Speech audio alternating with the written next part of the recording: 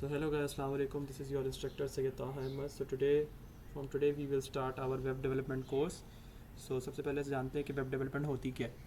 So web development is a process, or you can say that it is a type of a technology in which we can create different types of websites, web pages and maintain our website as well. So web development में हमारे पास दो types की web development होगी, front end development और back end development. अब front end development क्या होगा कि अगर हम किसी वेबसाइट पर जाएं और यहाँ पे जाके जैसे मैंने सर्च किया हुआ है ब्लॉकचेन, तो जो हमें डाटा सामने शो हो रहा है बेसिकली ये क्या है, ये हमारे पास फ्रंट एंड है. और जिसने ये डाटा सारा लोड करके हमें इस वेब पेज पे प्रोवाइड किया है उसे क्या कहते हैं, बैक एंड कहते हैं. सो फ्रंट एंड जो आपके सामने शो हो रहा है, बैक एंड जो आपके सामने हिडन है और वो सारा डाटा जो है लोड करके आपको प्रोवाइड कर रहा है फ्रंट एंड पे, उसे क्या कहते हैं, बैक एंड टेक्नोलॉजी कहते हैं. तो सबसे पहले हम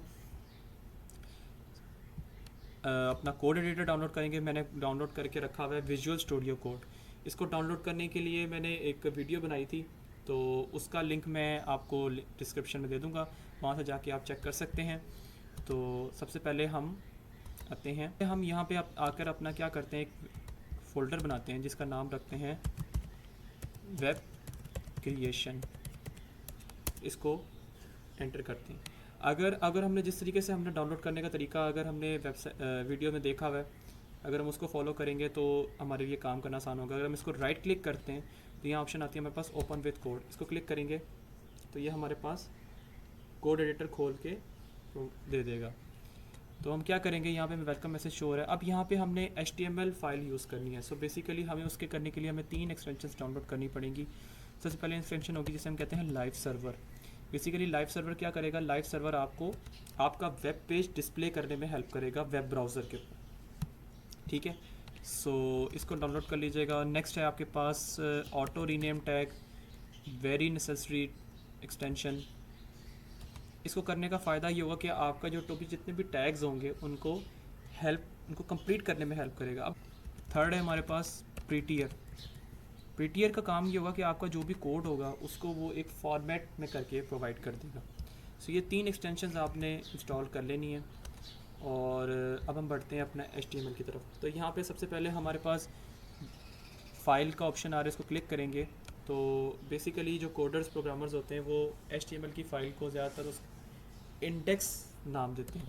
सो हम लिखते हैं इंडेक्स, उसके बाद डॉट लगा के जो HTML फाइल का एक्सटेंशन होती है उसे हम कहते हैं HTML.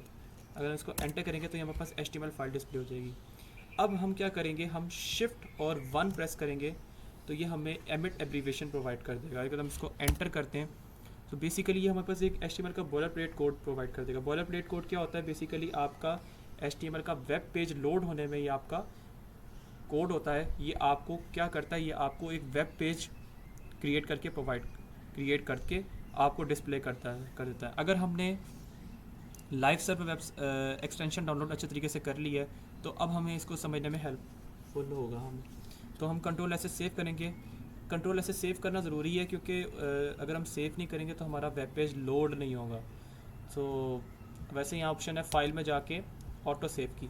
अगर आप इसको क्लिक कर देंगे तो जो भी आप लिखेंगे वो खुद ब खुद सेव होता जाएगा. लेकिन चूँकि कोडर्स को प्रोग्रामर्स को आदत होती है कंट्रोल ऐसे सेव करने की, तो अगर वो ना भी करें तो कोई मसला नहीं, अगर कर लें तो ज़्यादा आसानी है. अब यहाँ पे हम जाएंगे, गो लाइव पे क्लिक करेंगे तो ये हमें एक वेब पेज प्रोवाइड कर देगा. ये जो वेब पेज है बेसिकली यहाँ पे हमने अपनी कोडिंग करनी है. तो हम इसका चाहे कि तो टाइटल में अपना नाम भी चेंज कर सकते हैं. अगर मैं यहाँ पे कर सकता हूँ my first website.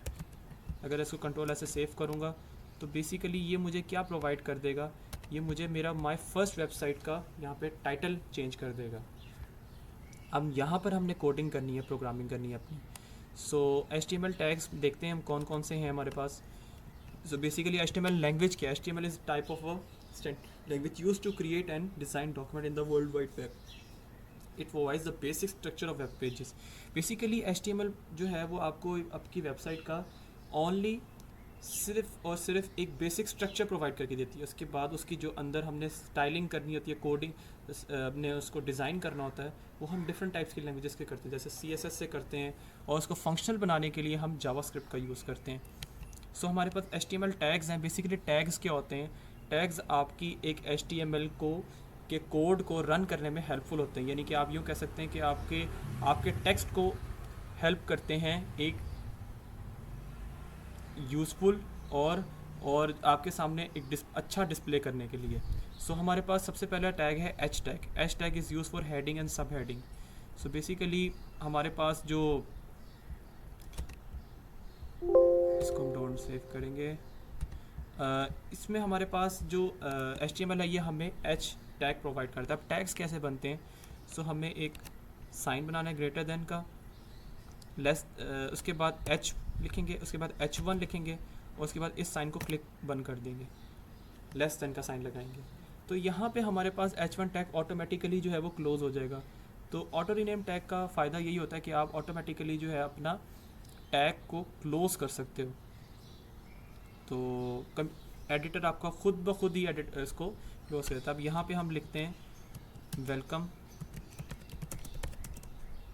To my website. अगर हम वेलकम टू माय वेबसाइट करेंगे, उसको कंट्रोलर से सेव करेंगे, तो यहाँ पे अगर आप देखें तो ये आपको वेलकम टू माय वेबसाइट एक वेब पेज प्रोवाइड कर देगा।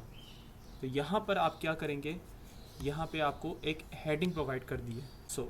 उसके बाद HTML हमें डिफरेंट टाइप्स के H टैग प्रोवाइड करता है, H2, H3, H4। तो जितना जितना H के नंबरिंग बढ़ती जाएगी आपका टेक्स्ट उतना ही छोटा होता जाएगा। जैसे वेलकम टू माय वेबसाइट, अगर हम इसको क्लोज करेंगे, कंट्रोलर से सेव करेंगे और जाके चेक करेंगे, तो ये हमें आप देख रहे हैं कि उससे हेडिंग के बजाय सब हेडिंग बन गई। अब सब हेडिंग बन गई, आप उसकी भी सब हेडिंग बना सकते हैं। अगर मैं इसको कॉपी करूं शिफ्ट ऑल्ट और डाउन की से, तो ये कॉपी हो जाएगा H3, H4, H5, H6। तो यहाँ पे अगर हम चेंज करते जाएँ तो आप ऑटो रीनेम टैग का फ़ायदा देखें कि अगर हम यहाँ से H3 का स्टार्टिंग टैग चेंज करते हैं तो क्लोजिंग टैग ऑटोमेटिकली चेंज हो रहा है, H4, H5 and then H6। तो कंट्रोलर से सेव करेंगे और यहाँ पे आपके सामने डिस्प्ले होगा सारा।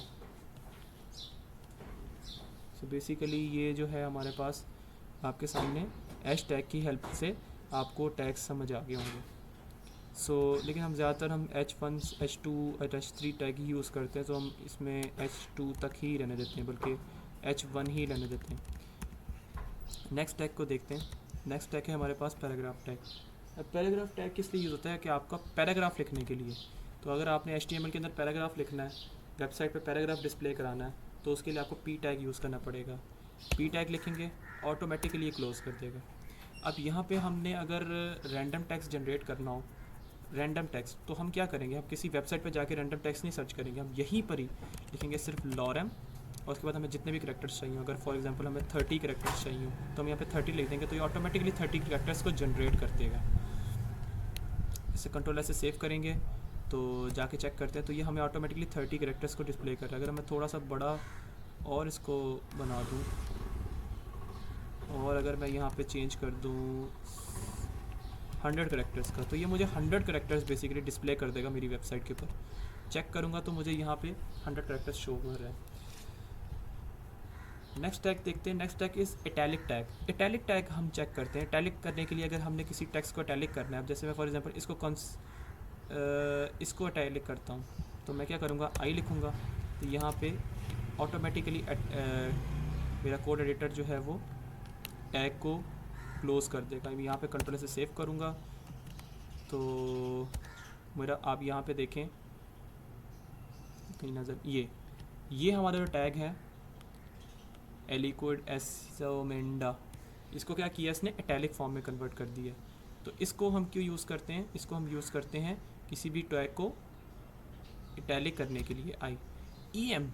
EM tag basically italic type ही होता है, लेकिन ये एम्फेसाइज करने के लिए होता है। हम पहला लेटर ही अगर हम इसको एम्फेसाइज करने के लिए हम करें, तो मैं यहाँ पे EM टैग यूज़ करता हूँ और इसको मैं कंट्रोल X करता हूँ, यहाँ पेस्ट करता हूँ, तो ये कंट्रोल S से सेव करूँगा और मैं यहाँ पे जाके देखता हूँ, तो ये आप पहले देखेंगे कि थोड़ा बहुत चेंजिंग होती है। लॉरम इप्सम थोड़ा सा उसको उसने एम्फसाइज करके प्रेजेंट कर दिया।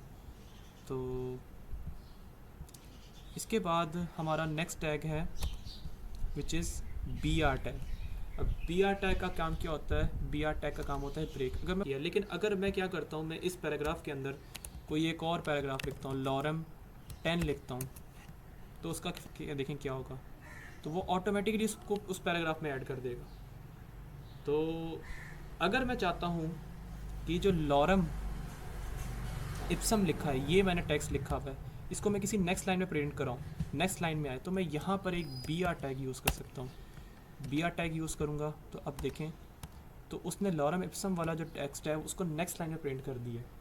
ठीक है, तो इसको हम इसलिए यूज़ करते हैं कि नेक्स्ट लाइन में टेक्स्ट को प्रिंट करने के लिए। अब नेक्स्ट है हमारे पास एच आर। अब मैं ये चाहता हूँ H R is for line. अब इसमें चाहता हूँ कि अब इसके बाद, इस टेक्स्ट के बाद एक लाइन हो प्रिंट हो और उसके बाद my name is Syed Ahmed ये आए। तो उसके लिए मैं क्या करूँगा, यहाँ पे पी टैग अपना स्टार्ट होने से पहले ही यहाँ पे मैं एच आर लिखूँगा, और एच आर के बाद मैं इसको क्लोज़ नहीं करूँगा क्योंकि ये क्लोज़ ऑटोमेटिकली खुद ब खुद क्लोज़ हो जाएगा। तो यहाँ पे आप देखेंगे तो एक ऑटोमेटिकली क्लोजिंग लाइन डिस्प्ले हो जाएगी। और नेक्स्ट है हमारे पास सबस्क्रिप्ट।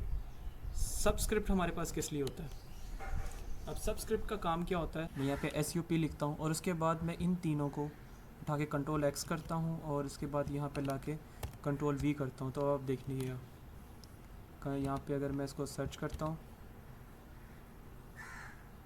मैं यहाँ पे देखता हूँ, तो यहाँ पे मुझे पास डाटा मेरे पास किस तरह शो हो रहा है, एक सबस्क्रिप्ट की फॉर्म में, सबस्क्रिप्ट की फॉर्म में शो हो रहा है। जैसे मैं आपको गूगल पे एक वेब लेके जाता हूँ और यहाँ पे सर्च करता हूँ ब्लॉकचेन। ठीक है, अब ब्लॉकचेन के ऊपर मैं क्या करता हूँ, मैं विकीपीडिया के ऊपर जाता हूँ। अगर मैं विकीपीडिया के ऊपर जाता हूँ तो मैं आप देखेंगे कि हमारे पास डिफरेंट टाइप्स के सबस्क्रिप्ट यहाँ पे शो हो रहे हैं, 1 2 3 4। बेसिकली ये क्या प्रोवाइड कर रहे हैं, ये आपको लिंक्स प्रोवाइड कर रहे हैं, ये आपको यहाँ पे रेफरेंसेस प्रोवाइड कर रहे हैं। सो अगर हमने इस तरह डिस्प्ले करना हो तो हम SUP सबस्क्रिप्ट यूज़ करते हैं। लेकिन अगर फॉर एग्ज़ाम्पल मैंने कोई इक्वेशन लिखनी हो, फॉर एग्ज़ाम्पल जैसे मैंने अगर इक्वेशन लिखनी हो, कोई भी इक्वेशन लिखनी हो, पैराग्राफ टैग में लिखता हूँ, अगर मैंने कोई भी इक्वेशन लिखनी हो तो मैं अगर उसको 2H, अब मैंने 2 लिखना है और वो H के नीचे आना चाहिए, तो उसके लिए मैं क्या यूज़ करूँगा, सबस्क्रिप्ट यूज़ करूँगा, SUB सबस्क्रिप्ट, और उसमें मैं लिखूँगा 2H2 और इसको कंट्रोल S से सेव करूँगा। तो आप देखें 2H2, तो बेसिकली वो क्या प्रोवाइड कर रहा है, वो H के सबस्क्रिप्ट फॉर्म में आ गया है। सो ये थे हमारे पास आज के टैग्स।